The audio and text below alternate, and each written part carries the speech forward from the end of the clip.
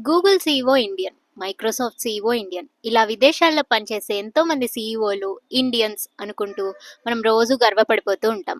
కానీ ఒక గూగుల్, ఒక మైక్రోసాఫ్ట్ ఇండియాలో ఎందుకు లేవు? ఈ విషయం గురించి ఎప్పుడైనా ఆలోచించారా?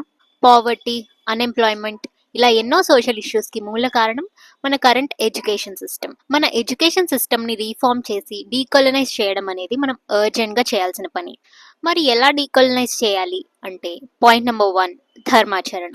పర్యావరణానికి హాని కలిగించకుండా, ఏ ప్రాణిని హింసించకుండా ధర్మబద్ధంగా జీవించడం పిల్లలకు నేర్పాలి. సస్టైనబుల్, ఈకో ఫ్రెండ్లీ లివింగ్‌కి ఇదే బీజం. పాయింట్ నంబర్ 2 మాతృభాష. థ్యాంక్ యూ అని చెప్పేసి చేతులు దులిపేసుకోవడం పాశ్చాత్యులు చేసే పని. నేను మీకు రుణపడి ఉన్నాను అని చెప్తూ ఇతరులకు కూడా మనం సహాయం చేయాలి అని చెప్పే కల్చర్ మనది. మన భాషలోనే మన కల్చర్ దాగి ఉంది. కనుక మాతృభాషకి ఎడ్యుకేషన్ సిస్టంలో ప్రాధాన్యం ఇవ్వాలి. మాతృభాషే కాదు, మన regional art forms, martial art forms వీటన్నిటి మీద పిల్లలకు ఆసక్తి రేకెత్తించాలి.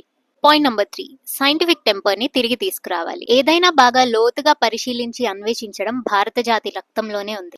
కానీ సర్వైవల్ మోడ్‌లో పడి మనం దాన్ని మర్చిపోతున్నాం. మంచి ల్యాబ్స్, రీసెర్చ్ వీటికి ఇమ్మీడియేట్ మానిటరీ బెనిఫిట్ రాకపోవచ్చు. కానీ లాంగ్ టర్మ్‌లో మనల్ని కాపాడేవి, ఇండిపెండెంట్‌గా చేసేవి ఈ రీసెర్చ్ అండ్ ఎక్స్‌పెరిమెంట్సే. సొసైటీని 2 అడుగులు ముందుకు తీసుకెళ్లిన వాళ్ళనే రోల్ మోడల్స్‌గా పిల్లలకు చూపించాలి. రీసెర్చ్ అండ్ డెవలప్‌మెంట్ సైడ్ వెళ్లేందుకు పిల్లలను ప్రోత్సహించాలి. ఇలానే మన ఇండియన్ ఎడ్యుకేషన్ సిస్టమ్‌ని డీకొలనైజ్ చేయడానికి మీ దగ్గర ఏమైనా ఐడియాస్ ఉంటే షేర్ ఇట్ విత్ వాల్మీకి ఆశ్రమం.